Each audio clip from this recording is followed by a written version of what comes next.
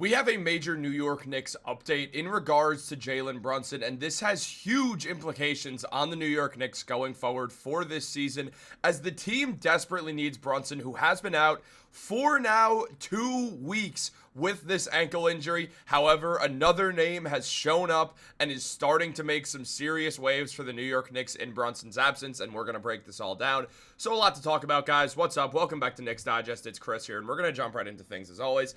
And guys, if you are part of that 65% that's not subscribed to Knicks Digest, make sure to subscribe.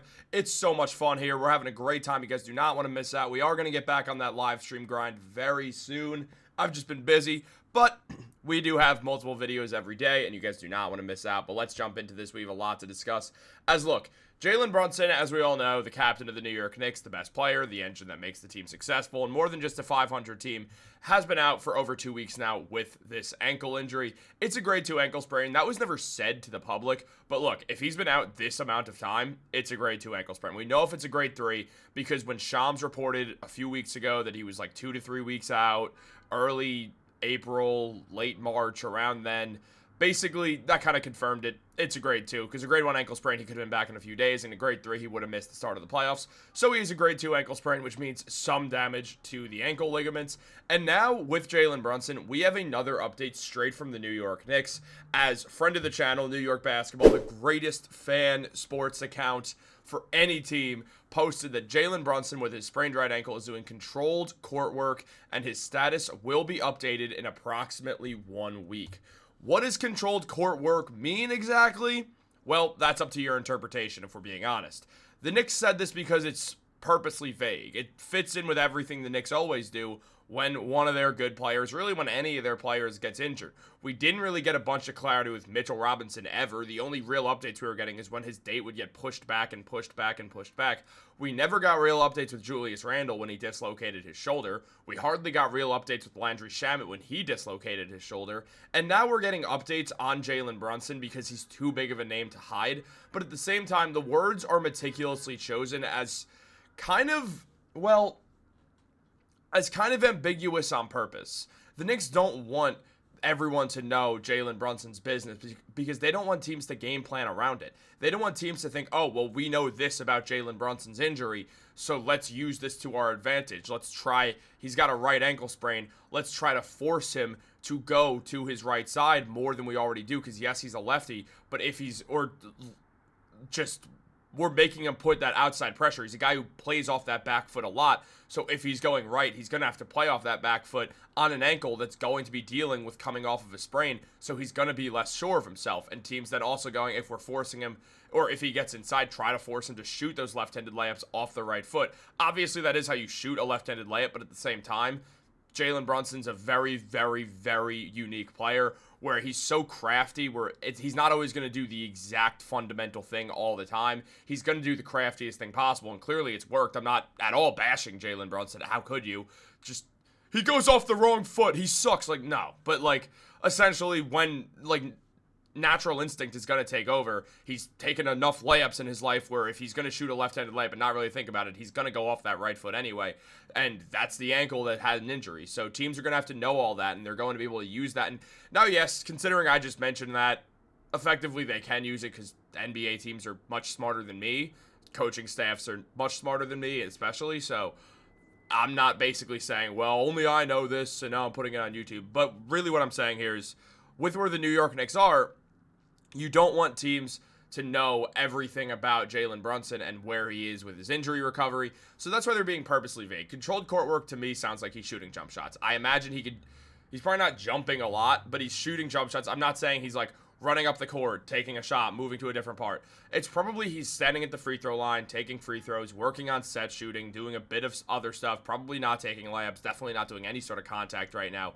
So that means he is still more than a week away, even though the fact that we'll get an update in a week, it doesn't mean Jalen Brunson's going to be back in a week. I'm actually 95 to 99% sure that Jalen Brunson's not going to be back in a week. I imagine he's going to miss through April 10th, I'd say. I imagine the Knicks have no interest in rushing Brunson back.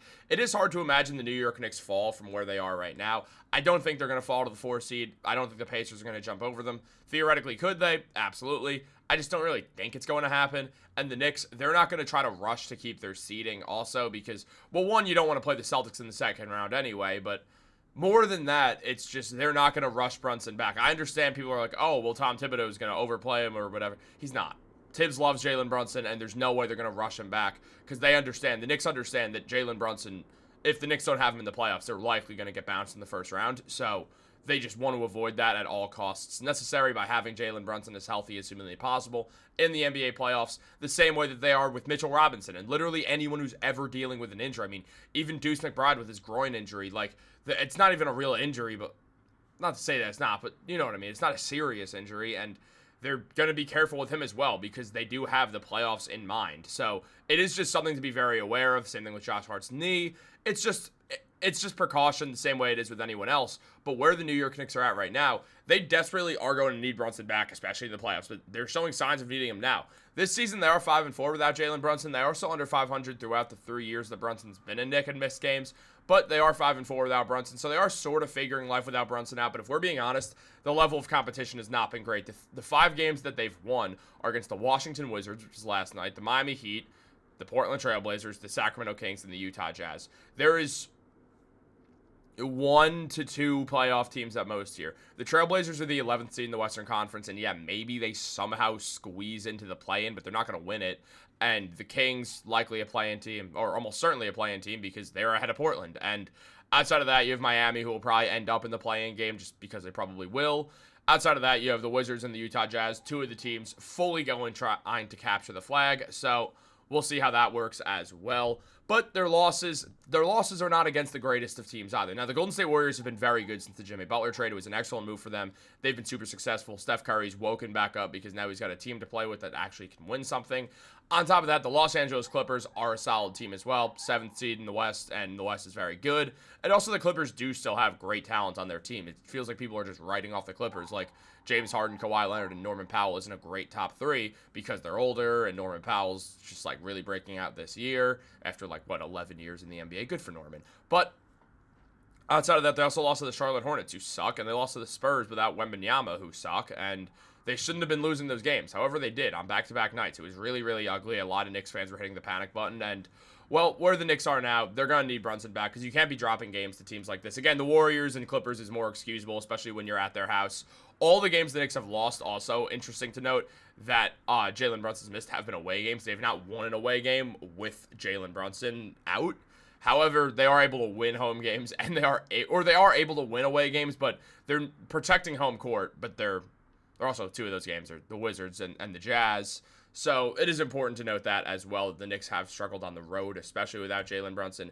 Meanwhile, their defensive rating has climbed, though. Since March 7th, the day after Jalen Brunson hurt his ankle, the Knicks have the 4th best defensive rating in basketball. And I'm not saying this because it's, oh, well, Jalen Brunson's not there. He sucks at defense. No, it's just because Mitchell Robinson's there, but it is nice to see the Knicks are rallying around defense. When they've struggled defensively all season long, it's been one of the big issues with Tom Thibodeau thus far this season because essentially he's a defensive-based coach who did not have a rim protector, and all of Tom Thibodeau's defenses and basically every defense in the NBA revolves around, and just every defense in sports for basketball at least revolves around rim protection first. Tibbs is no different. Having Mitchell Robinson back has been the main difference maker there, which is also super important to note. However, the Knicks, they've been solid on defense. The offense, understandably, has taken a dip. They have the 9th lowest offensive rating in basketball right now. And look, I'm not concerned at all. I think they're trying to adjust without having Jalen Brunson. And they didn't really have a true playmaker out there. I mean, Deuce McBride's mainly been playing shooting guard all season, so throwing him in at point guard makes sense because he is the guy to put in there. But he's not a great playmaker, so you do have that concern. On top of that, the New York Knicks, there's not a ton of playmaking on this team, other than one man in Tyler Kolek, who finally got minutes against the Washington Wizards, where he played excellent basketball and showed why he should be in the rotation. Now, I'll be honest, I do want to do a full video on this instead of just talk about it for 2 minutes. So that's going to be coming out pretty soon after this Brunson video. It will be out on Sunday, March 23rd. We also have some other updates to get to as well, so stay tuned for a bunch of different videos today and tomorrow. We are on that absolute grind. You guys do not want to miss out on the content, so be sure to not miss out on anything that we're doing over here at Knicks Digest. Guys, make sure to like this video, subscribe, turn on post notifications. Have a great day, and go Knicks.